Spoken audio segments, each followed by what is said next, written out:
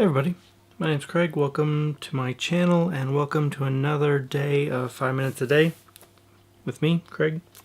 Today I want to talk about something interesting. I thought about this when I was in the bathroom earlier this week and I figured I'd talk about it. And it's the relationship you have with your scale. One of the things that I am pretty passionate about is health and fitness and yoga and all those fun things. And one of the things I've realized is so much of our American culture cares a ton about weight. And weight is just one of the kind of important statistics or data points related to health. It's not the only one, and I think a lot of people put way too much weight, on that one deal. I remember when I was I went back to school and I've gained some weight and I'm coming back down off of that. What's the word I'm looking for? The holidays are always difficult for a lot of reasons, mental health and not work stuff, and then just food everywhere, and it's a weird mix of difficult and wonderful. But when I was a couple years ago, when I was working out, I lost some weight and got down to like 170, and then what happened was interesting. Is I stayed at 170 for like 2 or 3 months. And if I'd only looked at the weight on the scale, I wouldn't have gotten the whole picture. Now, luckily, I was also using a fat caliper to get my rough body fat percentage. Just did a little deal on my side. And what that told was, over that time, my overall weight didn't change at all. I was 170 that whole time, give or take a little bit. But my body fat percentage dropped quite a bit. I don't remember what it was, but it was maybe 20-ish to low teens. And I mean, I obviously could tell body composition wise that I was gaining muscle, losing some fat, and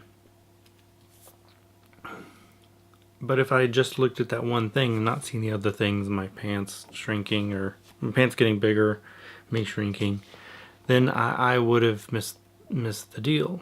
And so one of the things I realized is that, well, I learned a lot of things in my schooling, and one of those things is because of America's obsession with weight, we have some of the highest, probably the highest incidences of eating disorders and body dysmorphic disorders than anywhere else. I mean, there's even some studies, and I forgot to look them up. Sorry. I'll look them up and put them in the description. But that showed that there were, they did a study on quite a few women, if I remember correctly, and it was the study of women that would leave other countries, I think Egypt, and they came to America and they didn't have eating disorders there, and they developed them here. And I think part of that is, well, America's obsession with image and appearance and weight. And part of that is driven by us not understanding the necessity to have more than one metric for health. If your one metric for health is weight, you're going to have a bad time. And so one of the things I like to tell people to do, and it's one of the things I did, and it really helped me gain a better perception of the scale of weighing myself. And that was, you know, they say it depends on how important it is to you and how much power you give that one measurement. But they say to measure yourself at most once a day, in the morning, after you wake up, use the bathroom, then weigh yourself, and do it in like just your underwear, or this, more importantly, the same clothes every time, whether that's no clothes or underwear or pajamas. As long as it's the same clothes, that way you're getting as close to the same result every time. And one thing I agree with that. I have a scale that does that, and body fat percentage and bone weight and water weight and all that stuff. And it's pretty good. I know because of how it works, it's not perfect. And so I don't think that it's perfect. I don't give it that much power. But another thing I like to have people do is do the weight at least at most once a day for regular stuff, and then spend a day or a week where you get on the scale like every time you go into the bathroom. This is in the morning, after you have breakfast, once you put your clothes on, however that orders out, after lunch, after dinner, after each time you use the bathroom, every time you drink a lot of water, and that way you can get an idea of what all these things do and how much your weight naturally, normally, without any extra weirdness, how much it changes over the course of a day. Because it does. I mean, you can have a meal and gain a couple pounds just because that food that was not in your body is now in your body. Same thing with water. If you drink a lot of water, water weighs a lot. And so you'll gain that weight on the scale, but you'll just pass it out of you. What matters on weight is the progression over a long amount of time. You may see little swings up and down day to day.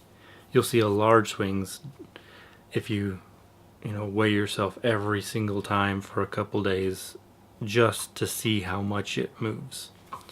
Put your jacket on, go weigh yourself. And remember, you're weighing all this other stuff now. That's why doing that before you go to like the doctor's office is good, because every time I go to the doctor's, they weigh you without having you take off your clothes or take your keys or your phone out of your pocket. And so if you're not used to that differences, then you're going to go there and take this measurement, and then if you're obsessed with that number, you won't have any context to put it. So you'll know you'll weigh a little bit more, but since you don't know how much all that stuff weighs, you might get the wrong idea. And a lot of times their scales are different than your scale. And so if you can know that difference, if you know, okay, this is how much I weigh with all my clothes on, my keys and my purse or whatever, and then you can know. And that way it's not a surprise, you have better context. And that's the point of this whole video, is when we're talking about the measurements we use to help us understand our health, we've got to have better contexts. I'm probably going to talk about context a lot in all my videos because it's really important to understand what's going on. If you just take one data piece, one perspective, one idea, and don't look at it in the context of others, then it's going to be shallow and potentially dangerous or misleading or easily used to mislead. Just like before, when I stayed 170, I could have seen that as a horrible failure of me not doing anything, even though I was working really hard, being really careful with my diet. I could have seen that as a big failure, but I didn't just have that one metric, that one data point to tell me how my health was doing. I had my energy levels, I had how my clothes were fitting, I had how I looked in the mirror, I had my weight, I had my body fat caliper percentages, I had all that. And so when I added it all up together, it showed me that I was still making progress even though the number on the scale wasn't moving. So more context, more information, more data points pointing in certain directions. And if you do that in health or in your politics or in your schooling or in any decisions you make, you can make better decisions, more informed decisions, and you can have a mindset and a worldview that is less, that is not as easily manipulated, not as easily misled. It's really easy to be lied to if you only have one source of information. If that one source of information doesn't tell you the right thing or doesn't tell you the whole story, you won't know that there's anything else out there. And this applies to goodness everything, including weight. So I've gone on for too long, but anyway, I've thought about this and I'm passionate about it, so woo! It's Thursday, so I will see you all again tomorrow. Maybe on the weekend, probably not, but anyway, y'all have a great day. I will see you tomorrow. Peace.